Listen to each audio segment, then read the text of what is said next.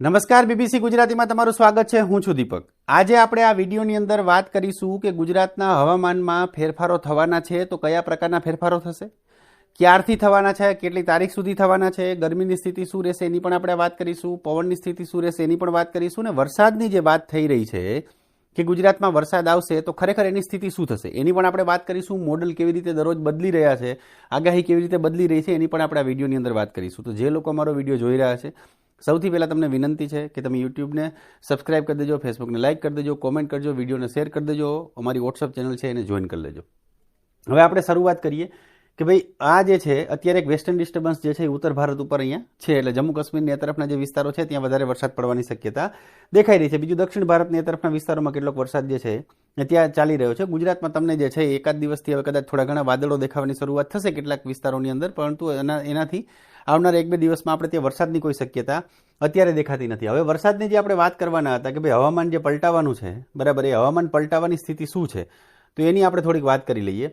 તો લગભગ આપણે ત્યાં જે છે એ 1લી તારીખની આજુબાજુથી કેટલુંક અહીંયા જે છે એ તમને જે આ પીળો કલર જે દેખાય છે એ વિસ્તારોની અંદર જે છે કેટલાક વિસ્તારોની અંદર વાદળો દેખાશે, હવામાન થોડું ઘણું પલટાવાની શક્યતા આપણે ત્યાં એ સમયગાળા દરમિયાન દેખાઈ રહી છે। કારણ કે મહારાષ્ટ્રથી લઈને મધ્યપ્રદેશના જે વિસ્તારો જે છે ત્યાં વરસાદની આગાહી કરવામાં આવી છે, પરંતુ એ વરસાદ છૂટો છવાયો અને હળવોથી મધ્યમ પ્રકારનો વરસાદ હશે। આ બધા વિસ્તારોની અંદર વરસાદ પડશે। આપણે ત્યાં વરસાદની ખાસ કોઈ એવી વધારે શક્યતા નથી, પરંતુ આપણે ત્યાં હવામાન પલટાશે, વાદળો કદાચ દેખાશે, એ પ્રકારની સ્થિતિ થવાની શક્યતા છે। ગરમી છે આપણે ત્યાં એના કારણે કેટલાક વિસ્તારોની અંદર કદાચ થોડો ઘણો છૂટો છવાયો વરસાદ પડી જાય, થોડો ઘણો કોઈ જગ્યાએ, જેમ વચ્ચે એક દિવસ કચ્છમાં વરસાદ પડી ગયો હતો, કારણ કે ગરમી છે, હવા ઉપર જાય એટલે ઠંડી થાય, પાતળી હવા થાય એટલે ઉપર જાય એટલે ઠંડી થાય, અને વાદળો હોય અને વાદળો બંધાય એટલે આપણે ત્યાં વરસાદ પડવાની શક્યતા થોડી ઘણી એ પ્રમાણે થોડીક કદાચ કોઈ જગ્યાએ છૂટો છવાયો વરસાદ પડી જાય। પરંતુ દક્ષિણ ગુજરાત, પૂર્વ ગુજરાતના જે વિસ્તારો છે એ તરફ મોટા ભાગે જે છે એ આપણે ત્યાં વાદળો અને એ પ્રકારની સ્થિતિ દેખાશે, હવામાન પલટાશે, એ પ્રકારની સ્થિતિ થવાની શક્યતા દેખાઈ રહી છે। અને લગભગ જે છે એ આપણે 1લી તારીખથી લઈ અને 4-5 તારીખ સુધી આ પ્રકારની સ્થિતિ રહેશે, કારણ કે જે આગાહી જે છે વરસાદની એ તમે જુઓ કે આ બધા વિસ્તારોમાં છે। એટલે દક્ષિણ ભારતના જે વિસ્તારો જે છે, કેરળથી લઈ કર્ણાટકથી લઈ મહારાષ્ટ્રના વિસ્તારો છે, એમાં કોકણના વિસ્તારો, મધ્ય મહારાષ્ટ્રના વિસ્તારો છે, પશ્ચિમ મધ્યપ્રદેશ જે છે એની અંદર પણ છૂટો છવાયા વરસાદની આગાહી કરવામાં આવી છે। આપણે ત્યાં હવામાન વિભાગે હજી ગુજરાતમાં વરસાદની આગાહી કરી નથી, એટલે આ બધા વિસ્તારોની અંદર જે છે એ અહીંયા આ બધા વિસ્તારોની અંદર હવામાન પલટાશે, આ બધા વિસ્તારોની અંદર, એટલે એની અસર જે છે કદાચ ગુજરાતના આપણે દક્ષિણ ગુજરાત તરફના વિસ્તારો જે છે એની અંદર થોડી ઘણી થવાની શક્યતા દેખાઈ રહી છે।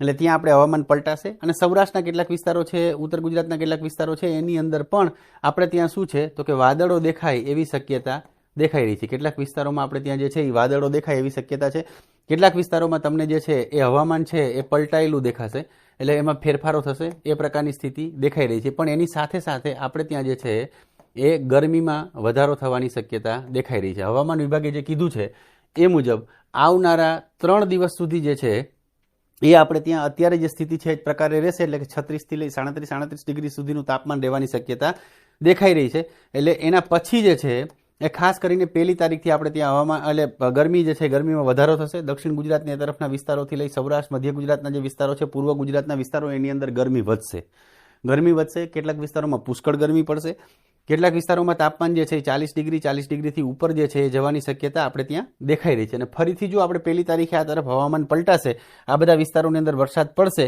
તો એની અસર ગુજરાતમાં આપણે ત્યાં થોડી ઘણી દેખાશે, એટલે ગરમીમાં થોડો ઘણો આપણે ત્યાં ફેરફાર થશે। એટલે થોડુંક આપણે જે હવામાં જે એવી આપણે અપેક્ષા હતી કે પુષ્કળ ગરમી વધી જશે એમાં થોડીક આપણે રાહત મળશે।